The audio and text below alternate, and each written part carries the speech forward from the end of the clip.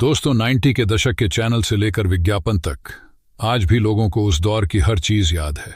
अगर बात करें 90 के दशक के विज्ञापन की तो उस समय का सबसे फेमस विज्ञापन निरमा वॉशिंग पाउडर था। इस एड का जिंगल आज भी लोगों की जुबान पर है। आज भी लोग निरमा वॉशिंग पाउडर के एड को नहीं भूले हैं। लेकिन क्या आपने कभी इसके जिंगल के अलावा निरमा के पैकेट पर ध्यान दिया है? निरमा के पैकेट पर एक खिलखिलाती हुई लड़की की फोटो है।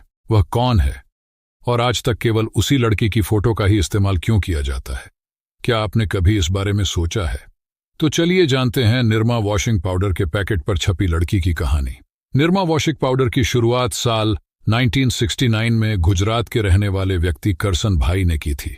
करसन भाई एक बेटी के पिता थे जिसका नाम निरुपमा था, लेकिन वह अपनी बेटी को प्यार से निरमा कहकर पुकारते थे।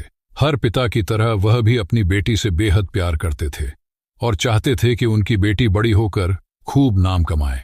लेकिन किस्मत को कुछ और ही मंजूर था और इसके बाद जो हुआ उसके बारे में करसन भाई ने कभी सपने में भी नहीं सोचा होगा।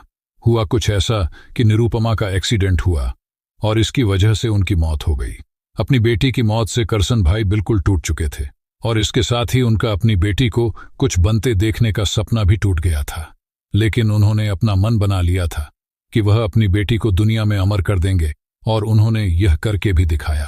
अपनी बेटी की मौत के बाद उन्होंने वॉशिंग पाउडर बनाया जिसका नाम निरमा रखा और उसके पैकेट पर अपनी बेटी निरमा की फोटो लगाकर बेचना शुरू कर दिया। उस समय के दौर में सर्फ जैसे कई डिटर्जेंट पाउडर बाजार में मौजूद थे। साथ ही सर्फ पाउडर को लोग खासा पसंद भी करते थे। उस समय 1 किलो का सर्फ का पैकेट 15 रुपये का था, जबकि करसन भाई निरमा पाउडर को सिर्फ 3.5 रुपये किलो बेच रहे थे। करसन भाई सरकारी नौकरी करते थे, जिसके चलते वे ऑफिस से आते जाते वॉशिंग पाउडर बेचते थे, जिसके बाद लोगों के बीच निरमा पाउडर फेमस होने लगा। करीब 3 साल की उनकी मेहनत के बाद उन्होंने वॉशिंग पाउडर का फॉर्मूला बना लिया। निरमा पाउडर के बनाने से लेकर बेचने तक का सारा काम करसन भाई खुद किया करते थे। इसके लिए उन्होंने अपनी सरकारी नौकरी भी छोड़ दी थी और अपनी सारी मेहनत निरमा पाउडर को बनाने और बेचने में लगा दी थी। निरमा पाउडर को आम लोगों के घरों तक पहुंचाने के लिए उन्होंने एक टीम भी बनाई। इस टीम का काम सभी दुकानों में जाकर वॉशिंग पाउडर बेचना था। धीरे धीरे बाजार में निरमा वॉशिंग पाउडर फेमस होने लगा और इसके बाद लोगों ने करसन भाई से माल उधार पर लेना शुरू कर दिया और उधार वापस देने के समय पर सब बहाने बनाना शुरू कर देते थे, जिसकी वजह से उन्हें भारी नुकसान उठाना पड़ा। लेकिन उन्होंने हार नहीं मानी और इसके बाद जो उन्होंने कर दिखाया उसे आज भी लोग भूल नहीं पाए हैं। इतने भारी नुकसान के बाद करसन भाई ने अपनी टीम से मार्केट से अपने सारे वॉशिंग पाउडर के पैकेट को वापस लाने के लिए कहा।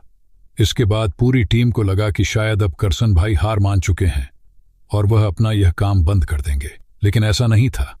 करसन भाई के दिमाग में तो कुछ और ही चल रहा था। अब उनके दिमाग में आया क्यों न निरमा का विज्ञापन टीवी में दिया जाए। इसके बाद निरमा का विज्ञापन टीवी पर आया और रातों रात इसने लोगों का ध्यान आकर्षित कर लिया। इस विज्ञापन का जिंगल वॉशिंग पाउडर निरमा बच्चे से लेकर बूढ़े व्यक्ति तक सबकी जुबान पर चढ़ गया। इसके बाद से निरमा वॉशिंग पाउडर सिर्फ गुजरात में ही नहीं बल्कि पूरे देश में फेमस हो गया था। तो दोस्तों, उम्मीद करते आपको ये वीडियो पसंद आया होगा। यदि आप वीडियो को यहाँ तक देखे हैं तो आप मेरे लिए बहुत खास है, इसलिए कमेंट में यस जरूर लिखें। चैनल में नया है तो चैनल को सब्सक्राइब जरूर करें।